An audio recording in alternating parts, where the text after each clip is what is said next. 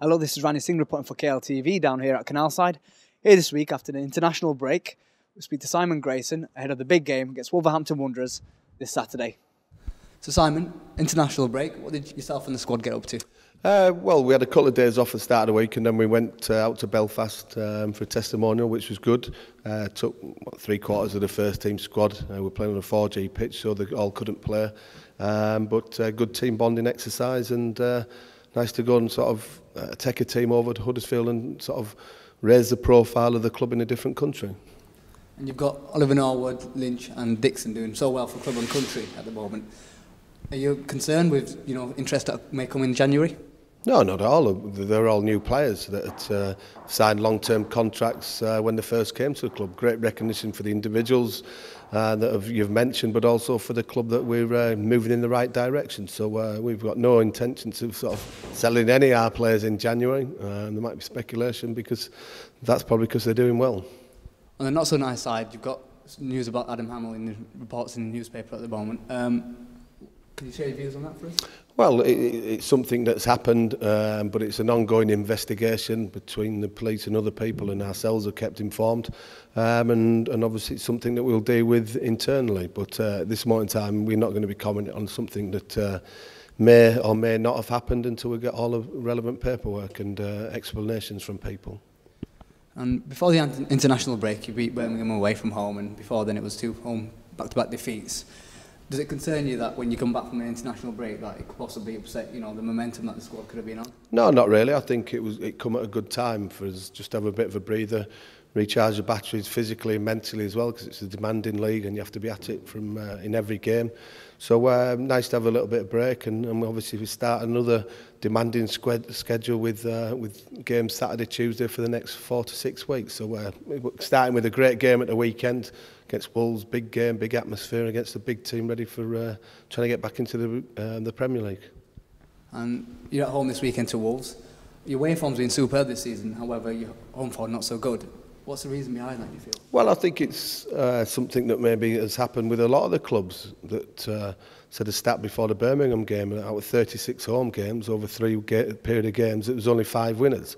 So it's maybe down to other clubs' counter-attack football, pressure building or whatever. Well, we're still very confident in our ability that we can win both home and away. So we're looking to get back to winning ways in a tough game at the weekend, which will be creating a great atmosphere.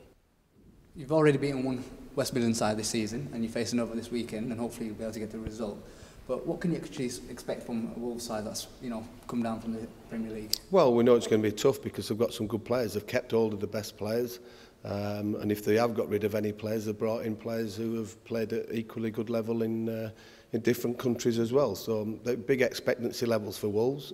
They know that this year they've got to try and get back into the Premiership at the first time of asking. So they've got some good players, very hard to beat. They've got some lots of clean sheets. They've got goal threats with Ebanks, Blake and Doyle if he's fit.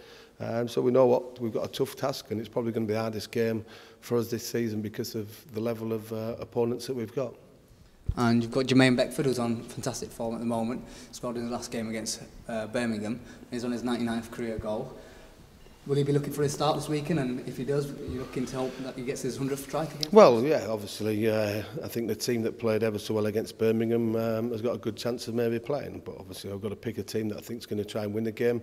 I'm sure Jermaine will be involved, and hopefully he can get that 100th goal very quickly at the weekend and then go from strength to strength, because I'm very pleased with how he's performed. It looks like he's enjoying playing again, training every day, and he's been an asset for us. You've got Adam Hamill, who's ineligible, of course, because it's his parent club. You've got Goldwyn out as well. Joel Lynch recovering. Yeah, Joel's trained sort of the last few days, so we'll just see where we are with him. He's sort of had 3 weeks out, I think, with suspension and injury as well. So it might be difficult for him to come back into the team at the weekend in terms of fitness levels, if he's fit anywhere. So we'll see where we are next few days. But we've got options as well. You look at Anthony Gerrard's come into the team and done well. Peter Clark's done well as well. So we've got a good selection of players to use, and we'll need them all over the next few weeks because you're playing Saturday, Tuesday.